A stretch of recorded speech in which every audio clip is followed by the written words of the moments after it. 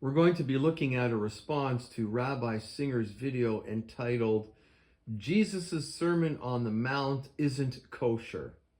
This is from December the 1st, 2024, where Rabbi Singer is saying that what Jesus said is wrong. And my position is Jesus never says anything that is wrong. And I am saddened by the fact that Rabbi Singer would say such a thing about Jesus. In the video that Rabbi Singer presents, he is saying that there is something called lust and there's something called being tempted. And he is saying that Jesus is wrong in saying what he did. And what I'm going to show is that Rabbi Singer really doesn't understand the difference between lusted and tempted. I have up on the screen here the definitions of the word lusted and tempted. Lusted, to lust after something, means that you have a very strong sexual desire for someone. He really lusted after me those days. And if you're a man and if you're married and you're lusting after someone else's wife, that's a sin. Or vice versa. If you're a woman married to a man and you're lusting after another woman's husband, that's a sin. You are not to have lust in your heart for something that you shouldn't be lusting after. Being tempted is something different. Being tempted is you're simply presented with a situation that you could sin or you could not sin. There's a difference between being tempted and lusting after something. So let's take a look at what Rabbi Singer says, and then we will show the difference between these two words and concepts for you. So what Jesus is saying here is, you've heard it said that you shall not commit adultery. So that's pretty clear, because that's in the Ten Commandments. It's Exodus chapter 20, verse 14 are there, right? But I tell you that anyone who looks at a woman lustfully has already committed adultery with her in his heart. This is what Rabbi Singer is taking exception to. He's saying, no, that's wrong. You know, a lot of people do that. There are a lot of people are tempted. And how in the world could we survive in our lives if we're tempted and that means that we've committed adultery? No, that's not what Jesus is saying. Jesus is saying if you lust after another woman and you're married, that is a sin because it's happened in your heart. The same is if you lust in your heart, you say, oh, I wish that person was dead. That's not a good thing to do either. You've already committed murder in your heart, is what Jesus would say. Let's look at this second example of what Rabbi Singer says. And here you hear him say, he says the word tempted. So once again, he's kind of confusing things, mixing the two things together, doesn't understand the difference between tempted and lusted.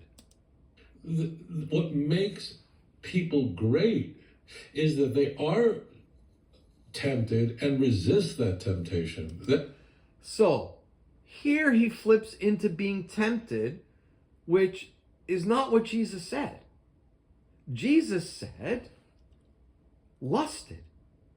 And so now we're going to look at three situations in the Tanakh that refer to people being tempted.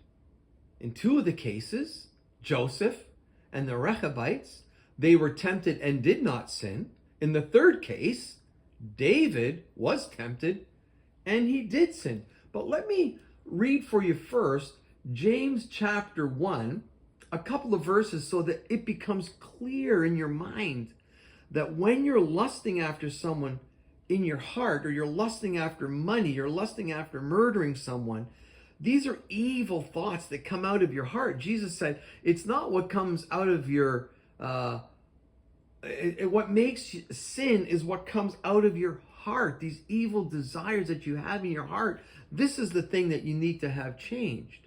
So James says in chapter 1 and verse 13, and remember, when you are being tempted, do not say God is tempting me.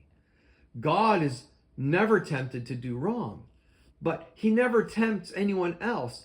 Temptation comes from our own desires, which entice us and drag us away. These desires give birth to sinful actions, and when sin is allowed to grow, it gives birth to death.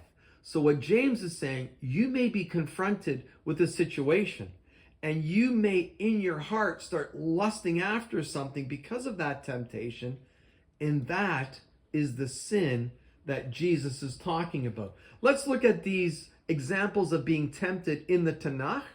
Joseph and the Rechabites, where they were tempted and they resisted. We first look at Joseph, Genesis chapter 39, verses 7 and 8. You can see up on your screen the original Hebrew. In English we read, after a time, his master's wife cast her eyes upon Joseph and said, lie with me. But he refused. In this case, we see Joseph being tempted. A woman's coming to him and says, hey, I want you to have sex with me. And Joseph refused. He said, no, I'm not going to do it. In Jeremiah chapter 35, verses 5 and 6, we have an Israelite tribe called the Rehabites, and they were not supposed to drink alcohol. So they are tempted, and it says here, and I set before the sons of the house of the Rehabites goblets full of wine and cups, and I said unto them, drink ye wine. But they said, we will drink no wine.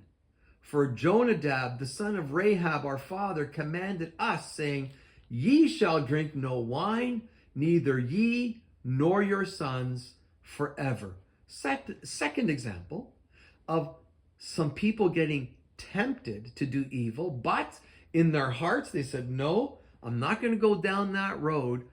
I'm not going to lust after doing what I shouldn't be doing.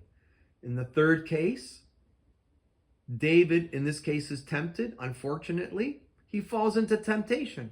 He lusts after the thing that he shouldn't do. In this case, he's not supposed to take a census. He's not supposed to count the people of Israel. And we read 1 Chronicles chapter 21, verses 1 and 2. And Satan stood up against Israel and moved David to number Israel. And David said to Joab and to the princes of the people, go, number Israel from Beersheba even to Dan. So here we see David fell into temptation. He sinned after the thing that he wasn't supposed to sin against. So my point to you is this.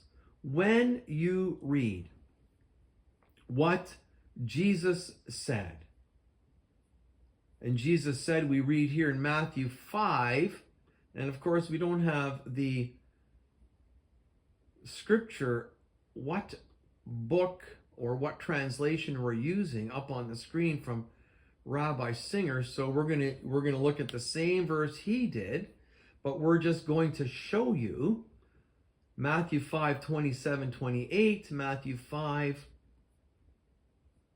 27, 28. And we are using, which version do we have here? The New Living Translation.